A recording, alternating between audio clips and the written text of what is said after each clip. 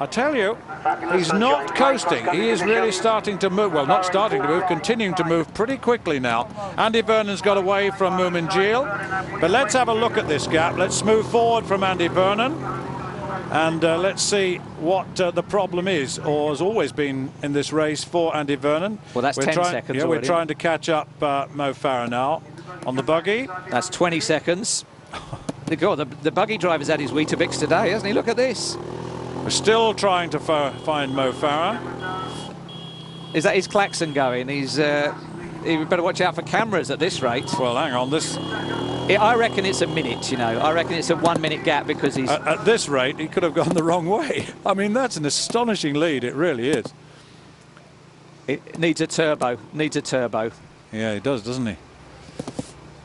Well, that is an incredible advantage against an athlete of Andy Vernon's. Unless the buggy's gone the wrong way. No, apparently the buggy says he's gone the right way. He really is this far ahead. Oh, I say, well. He's done this running before, Mo Farah. There he is. So it's a minute, isn't it? It's got to be a minute, maybe more. Wow. Wow. That was... Well, I mean, what can you say about this performance? It is a performance of world class. It really is. The relaxation's back there. I think he works hard up the hill. He's now cruising on the downhill. He'll probably work up that final uphill. And you know what? He'll probably go for a run this evening as well. Round about 1,500 metres to go then in this 12-kilometre race, this 4-lap race for the men's title, the Intercounties title, and for a place in the World Championships in Bydgoszcz in a couple of weeks' time. First three go through by right as long as they're eligible. And, of course, the selectors now will have a big problem because the margin of second place is, well, it's huge, absolutely huge. You can see in the distance there's no sign of Andy Vernon. I wouldn't have expected that at all. I thought there'd be a real race between the two. Yeah. And I know that all those in the know thought that, well, today Andy could give Mo a bit of a run, but not so. Well, I hope this doesn't demotivate Andy Vernon because he's running well. He knows that. He knows he's in 7:49 shape for 3,000 metres, but he's just come up against a man at the very top of his game who actually struck at the crucial point in the race.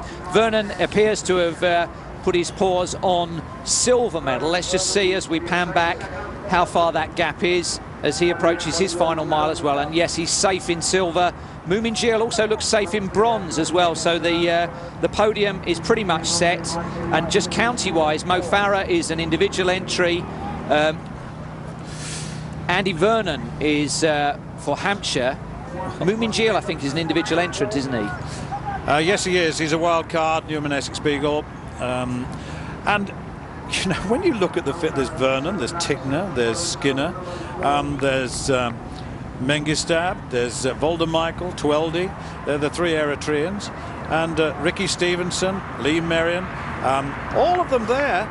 And with just about 1,000 metres to go, he's lapped someone there. That's 3,000 metres. It may well be a double lapping. I think it may well be a single lapping. No, he's lapped 2 or 3 people. But yeah, that's anyway. They're there for their counties. That's the thing. It's not like they've just rocked up and entered. They've been selected for this. So there's some differences in geography. There's Hereford team there.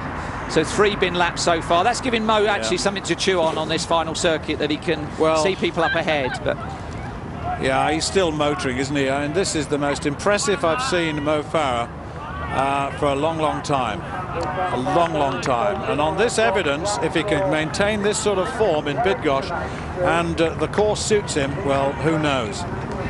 But really, the rest in his wake. Lapped athletes, as Farah just moving so very, very quickly. And look over to the left, you'll see the gantry.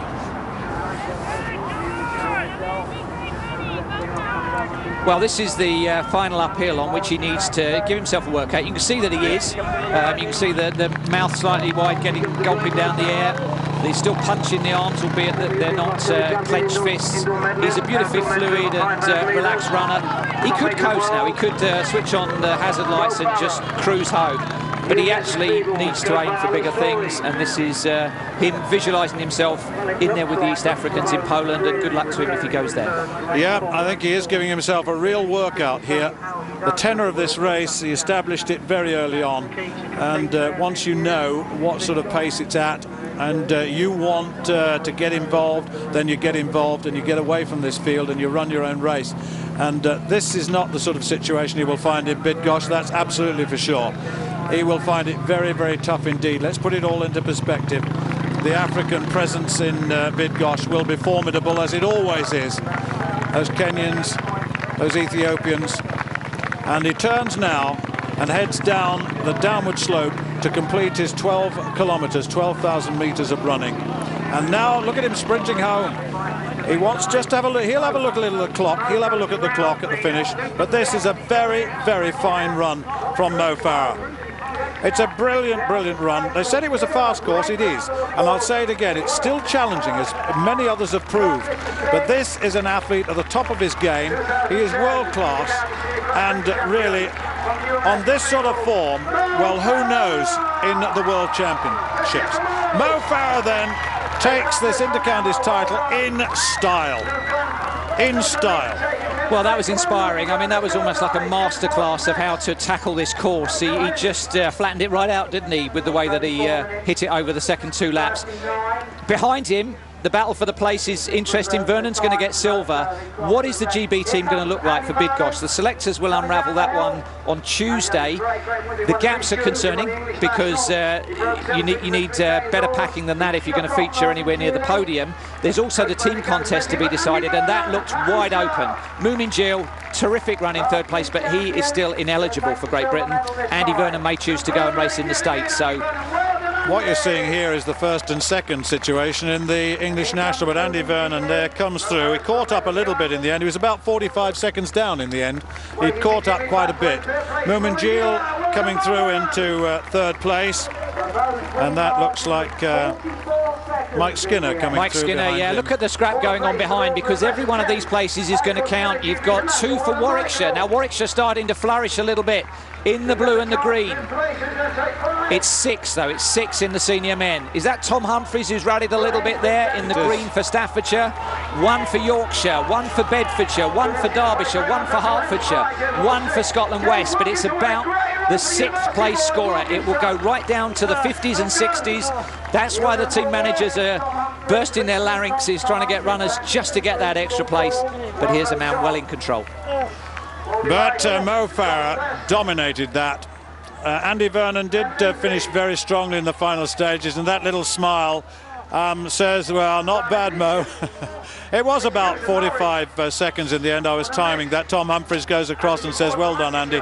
But today we were up against an athlete who was in his best, very, very form, wasn't he? It was an astonishing run, it really was. And in the end, it became a personal battle against the clock as the rest of the field come in, and they will look at the finish, and they will look at the times that Mo Farah achieved, and they will say, well, that was very, very special indeed. And it was very special indeed. It's the rest coming through now. And of course, this crowd here have enjoyed. It's a big crowd. It's been a lovely day here in this park. And the crowd have been around this finish. They had the luxury of watching them go up the hill and then turn and come right down to the finish. Super course, I have to say that. But this is the story of the race. And early on, this was the hat throwing away. This was the business end. Andy Vernon still in contention. Moomin Gilles was the one that latched on the back of Mo Farah. Then, of course, the pedal was put down, and subtly the pace increased up that hill. And then all of a sudden the margin built and built and built. And in the end, it was beyond 45 seconds. It was perhaps a little more than that. I tried to time it. But this was a man proving to himself that he's back in great form. It's encouraged him, I'm sure. And I tell you what, a real performance. Now,